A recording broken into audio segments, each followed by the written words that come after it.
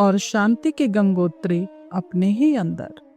लेखक श्री राम शर्मा आचार्य। किसी की यह धारणा सर्वथा मिथ्या है कि सुख का निवास किन्हीं पदार्थों में है। यदि ऐसा रहा होता तो वे सारे पदार्थ जिन्हें सुखदायक माना जाता है सबको समान रूप से सुखी और संतुष्ट रखते, अथवा उन पदार्थों के मिल जाने पर मनुष्य सहज ही सुख संपन्न हो जाता। किंतु ऐसा देखा नहीं जाता। संसार में ऐसे लोगों की कमी नहीं है जिन्हें संसार के वे अधिकांश पदार्थ प्रचुर मात्रा में उपलब्ध हैं, जिन्हें सुख का संसाधन माना जाता है। किंतु ऐसे संपन्न व्यक्ति भी असंतोष, अशांति, अतृप्ति अथवा शोक संतापों से जलते देखे जाते हैं। उनके उपलब्ध पदार्थ उनका दुख मिटाने में जरा भी सहायक नहीं हो पाते। वास्तविक बात यह है, संसार के सारे पदार्थ जड़ होते हैं। जड़ तो जड़ ही है, उसमें अपनी कोई क्षमता नहीं होती। न तो जड़ पदार्थ किसी को स्वयं सुख दे सकते हैं और न ही दुख, क्योंकि उनमें न तो सुखद तत्व होते हैं और न दुखद तत्व, और न उनमें सक्रियता ही होती है जिससे वे किसी को अपनी विशेषता से प्रभावित कर सकें।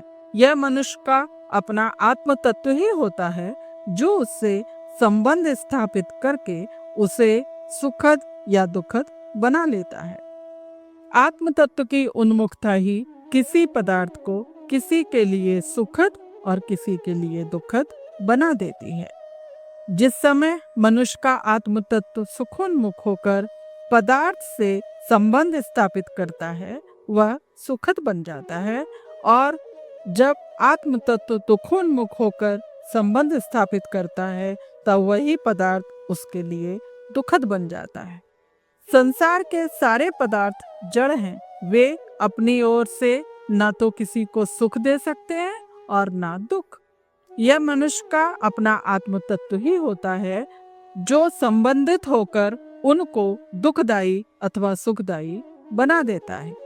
यह धारणा कि सुख की उपलब्धि पदार्थों द्वारा होती है सर्वथा मिथ्या तथा अज्ञानपूर्ण है। पदार्थों का उपभोग इंद्रियों द्वारा होता है। इंद्रियों के सक्रिय और सजीव होने से ही किसी रस, सुख अथवा आनंद की अनुभूति होती है। जब तक मनुष्य सक्षम अथवा युवा बना रहता है, उसकी इंद्रियां सतेज बनी रहती हैं। पदार्थ और विषयों का आनंद मिलता रहता है।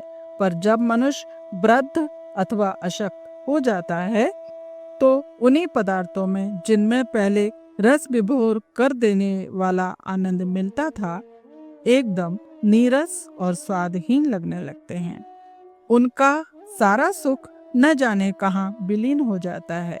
वास्तविक बात यह है कि अशक्तता की दशा अथवा वृद्धावस्था में इंद्रियां निर्बल तथा अनुभवशीलता से शून्य हो जाती हैं। उनमें से किसी पदार्थ का रस लेने की शक्ति नहीं रहती। इंद्रियों को शिथिल ही पदार्थों को नीरस, असुखद तथा निस्सार बना देता है। वृद्धावस्था ही क्यों, बहुत बार यौवनावस्था में भी सुख की अनुभूतियां समाप्त हो जाती हैं।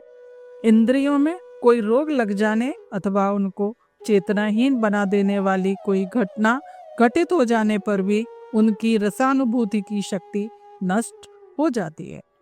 जैसे रसेंद्रियां जीवा में छाले पड़ जाएं तो मनुष्य कितने ही सुस्वाद पदार्थों का सेवन क्यों न करे, उसे उसमें किसी प्रकार का आनंद न मिलेगा। पाचन क्रिया यदि निर्बल हो जाए तो कोई भी पदार्थ बेकार हो जाएगा। आंखें बेकार हो जाएं तो सुंदर से सुंदर दृश्य भी कोई आनंद नहीं दे पाते। इस प्रकार देख सकते हैं कि सुख पदार्थ में नहीं बल्कि इंद्रियों की अनुभूति शक्ति में है। अब देखना यह है कि इंद्रियों की शक्ति क्या है। बहुत बार ऐसे लोग देखने को मिलते हैं जिनकी आंखें देखने में सुंदर, स्वच्छ तथा विकारहीन होती हैं। उन्हें दिखलाई नहीं पड़ता, परीक्षा करने पर पता चलता है कि आंखों का यंत्र भी ठीक है, उनमें आने जाने वाली नस नाड़ियों की व्यवस्था भी ठीक है, तथापि दिखलाई नहीं पड़ता। इसी प्रकार हाथ, पांव, नाक, कान आदि की भी दशा हो जाती है। सब तरफ से सब वस्तुएं ठीक होने पर भी इंद्रियां निष्क्रिय ही रहती हैं। इसका अर्थ यह हुआ कि रस की अनुभूति इंद्रियों की स्थूल बनावट से नहीं होती, बल्कि इससे भिन्न कोई दूसरी वस्तु है जो रस की अनुभूति कराती है। वह वस्तु क्या है? वह वस्तु है चेतना, जो सारे शरीर और मन प्राण में ओतप्रोत रहकर मनुष्य की इंद्रियों को रसानुभूत की शक्ति प्रदान करती है। इसी सब ओर से शरीर में ओतप्रोत चेतना को आत्मा कहते हैं। आनंद अथवा सुख का निवास आत्मा में ही है। उसी की शक्ति से उसकी अनुभूति होती है और वही जीव रूप में उसका अनुभव भी करती है। सुख न पदार्थों में है और न किसी अन्य वस्तु में, वह आत्मा में ही जीवात्मा द्वारा अनुभव किया जाता है। मनुष्य की अपनी आत्मा ही सब कुछ है। आत्मा से रहित वह एक मिट्टी का पिंड मात्र ही है। शरीर से जब आत्मा का संबंध समाप्त हो जाता है तो वह मुर्दा हो जाता है। शीघ्र ही उसे बाहर करने और जलाने दफनाने का प्रबंध किया जाता है। संसार के सारे संबंध आत्मा द्वारा ही संबंधित हैं।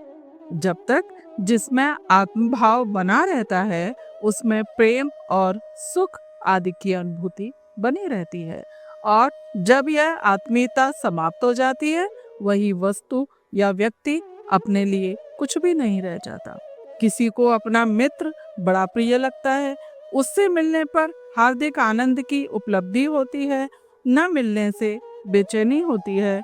किंतु जब किन्हीं कारणोंवश उससे मैत्री भाव समाप्त हो जाता है अथवा आत्मीयता नहीं रहती, वह मित्र अपने लिए एक सामान्य व्यक्ति बन जाता है। उसके मिलने न मिलने में किसी प्रकार का हर्ष विषाद नहीं होता। बहुत बार तो उससे इतनी विमुखता हो जाती है कि मिलने अथवा दिखने पर अन्यथा अनुभव होता है। प्रेम, सुख और आनंद की सारी अनुभूतियां आत्मा से ही संबंधित होती हैं, किसी वस्तु, विषय, व्यक्ति अथवा पदार्थ से नहीं। सुख का संसार आत्मा में ही बसा हुआ है, उसे उसमें खोजना चाहिए। सांसारिक विषयों अथवा वस्तुओं में भटकते रहने से वही दशा और परिणाम सामने आएगा जो मरीचिका में भूले हुए मृग के सामने आता है। मनुष्य की अपनी विशेषता ही उसके लिए उपयोगिता अथवा स्नेह सौजन्य उपार्जित करती है। विशेषता समाप्त होते ही मनुष्य का मूल्य समाप्त हो जाता है और तब वह न तो किसी के लिए आकर्षक रह जाता है और न प्रिय। इस बात को समझने के लिए सबसे अधिक निकट रहने वाले माँ और बच्चे को ले लीजिए। माता से जब तक बच्चा दूध और जीवन रस पाता रहता है, उसके शरीर से अवयव की तरह चुपता रहता है। उसे माँ से असीम प्रेम होता है, जरा देर को भी वह माँ से अलग नहीं हो सकता। माँ उसे छोड़कर कहीं गई नहीं कि वह रोने लगता है। किंतु जब इसी बालक को अपनी सुरक्षा अथवा जीवन के लिए माँ की गोद और दूध की आवश्यकता नहीं रहती अथवा रोग आदि के कारण माँ की यह विशेषता समाप्त हो जाती है, तो बच्चा उसकी जरा भी परवाह नहीं करता। वह अलग भी रहने लगता है और स्तन के स्थान पर शीशी से ही बहल जाता है। मनुष्य की विशेषताएं ही किसी के लिए स्नेह, सौजन्य अथवा प्रेम आदि की सुखदायक स्थितियां उत्पन्न करती हैं। किंतु मनुष्य की इस विशेषता का स्रोत क्या है? इसका स्रोत भी आत्मा के सिवाय और कुछ नहीं है।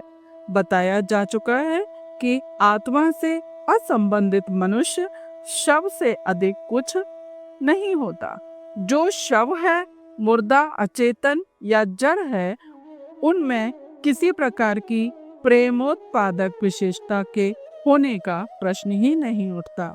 मनुष्य के मन, प्राण और शरीर तीनों का संचालन अथवा पोषण आत्मा की सूक्ष्म सत्ता द्वारा ही होता है। आत्मा और इन तीनों के बीच जरा सा व्यवधान आते ही व्यवस्था बिगड़ जाती है। सुंदर, सुगठित और स्वस्थ शरीर की दुर्दशा हो जाती है। प्राणों का स्पंदन तिरोहित होने लगता है और मन मतवाला होकर मनुष्य को उन्मत्त और पागल बना देता है। ऐसी भयावह स्थिति में संसार का कोई व्यक्ति, कोई आत्मीय और कोई स्वजन संबंधी न तो प्रेम कर सकता है और न स्नेह सौजन्य के सुखद भाव ही प्रदान कर सकता है। यह केवल मनुष्य की अपनी आत्मा ही है जो उसका सच्चा मित्र, सगा, संबंधी और वास्तविक शक्ति है। इसी के कारण मनुष्य गुणों और विशेषताओं का स्वामी बनकर अपना मूल्य बढ़ाता और पाता है। जीवन में सुख, सौख्य के उत्पादन, अभिवृद्धि और रक्षा के लिए मनुष्य को चाहिए कि वह अपनी आत्मा की शरण ही रहे, उसे ही अपना माने और उससे ही प्रेम करे और उसे खोजने पाने में अपने जीवन की सार्थकता समझे। जिस पदार्थ के साथ जितने अंशों में अपनी आत्मा घुली मिली रहती है, उतने ही अंशों में वह पदार्थ प्रिय, सुखदायी और ग्रहणीय बना रहता है। और आत्मा का संबंध जिस पदार्थ से जितना कम होता जाता है, वह उतना ही कुरूप और अप्रिय बनता जाता है। आनंद और प्रियता का संबंध पदार्थों से नहीं, स्वयं आत्मा से ही होता है। अस्तु, आत्मा को ही प्यार करना चाहिए, उसे ही तेजस्वी और प्रभावशील बनाना चाहिए, जिससे हमारा संबंध उसी से दृढ़ हो और उसके द्वारा ही संसार में प्रेम और सुख दे सकें।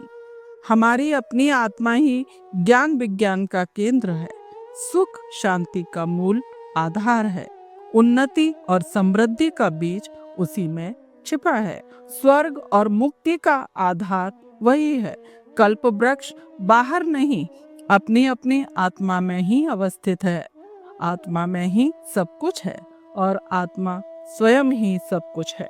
उसे ही सर्वस्व और सारे सुखों का मूल और शांति का स्रोत मानकर उसकी उपासना करनी चाहिए। जिसने आत्मा को अपना बना लिया, उसने मानो संसार को अपना बना लिया। जिसने आत्मा को देख लिया, उसने सब कुछ देख लिया, और जिसने आत्मा को प्राप्त कर लिया, उसने निश्चय ही सारे सुख, सारे सौख्य और सारे रस, आनंद एक साथ एक स्थान पर सदा के लिए पा लिए। तत्वदर्शी ऋषियों ने अनंत सुख शांति की ओर अंगुली निर्देश करते हुए कहा है, अन्वेषक प्रकाश को भीतर की ओर मोड़ दो। कार्लाइल प्रभृति पाश्चात्य दार्शनिक भी यही कहते रहे हैं, turn the search light inwards. वस्तुओं और व्यक्तियों में कोई आकर्षण नहीं है। अपनी आत्मीयता जिस किसी से भी जुड़ जाती है, वही प्रिय लगने लगता है। यह तथ्य कितना स्पष्ट किंतु कितना गुप्त है। लोग अमुक व्यक्ति या अमुक वस्तु को रुचिर व मधुर मानते हैं और उसे पाने लिपटाने के लिए आकुल व्याकुल रहते हैं। प्राप्त होने पर वह आकुलता जैसे ही घटती है, वैसे ही आकर्षण तुरोहित हो जाता है।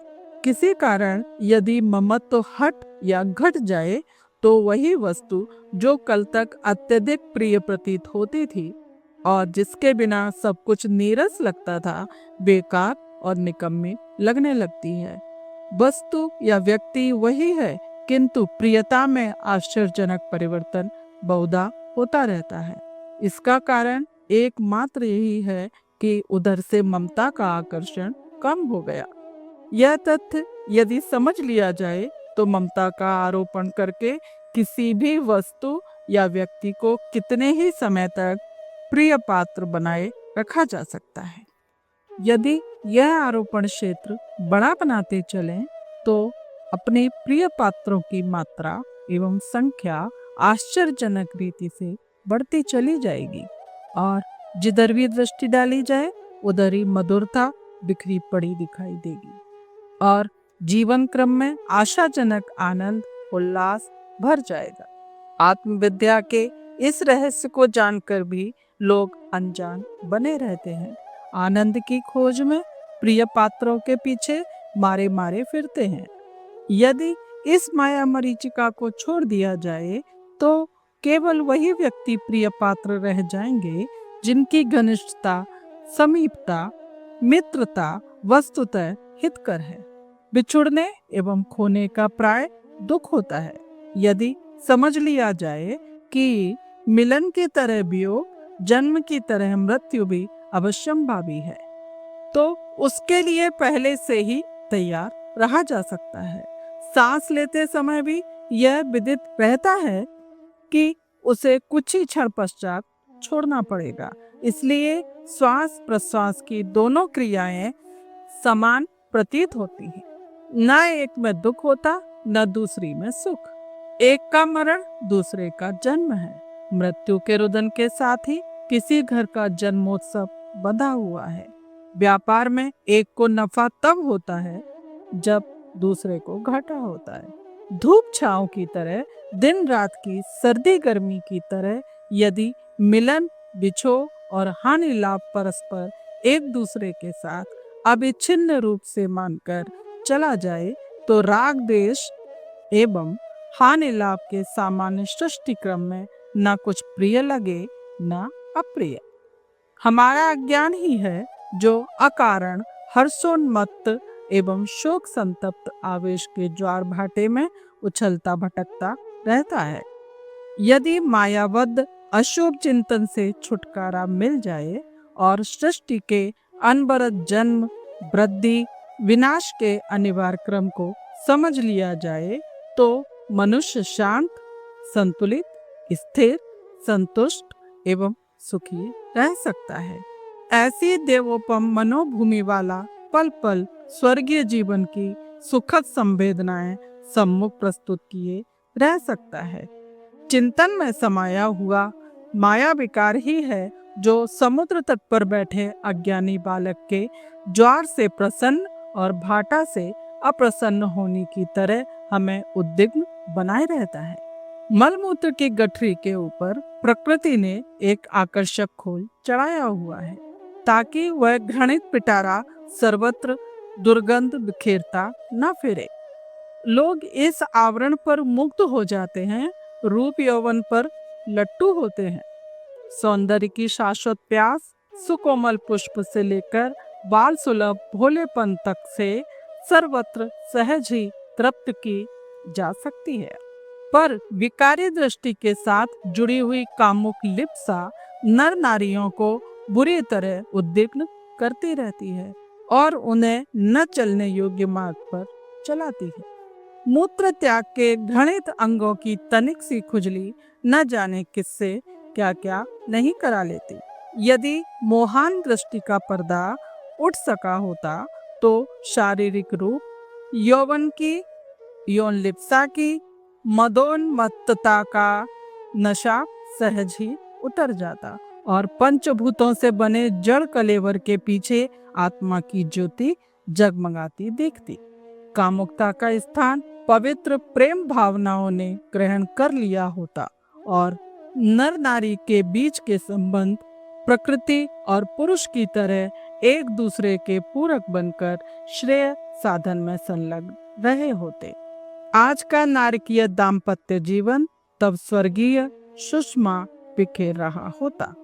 ऐसे उच्च आदर्शों को आधार मानकर बनाए गए गृहस्थ तब स्वर्ग की प्रतिमूर्ति बनकर धरती को आनंद और उल्लास से भर रहे होते और नर रत्नों को पीढ़ियां सृजी जाती। यह पिशाचनी माया ही है जिसने रूप सौंदर्य को परखने का दृष्टि दोष उत्पन्न करके आत्म तत्व को तिरस्कृत और चमड़ी की चमक को गौरव प्रदान किया है। सारे सुखों का मूल यदि बाह्य आकर्षणों, भौतिक उपादानों में ही होता तो वे सभी व्यक्ति जो समृद्ध दिखाई देते हैं असंतुष्ट, रुग्ण एवं उदास नजर न आते। वस्तुतः सारे आनंद का मूल अपना आपा स्वयं है। इस तत्व दर्शन को, चेतना के मूल स्रोत को जानना हर अध्यात्मवादी के लिए जरूरी है।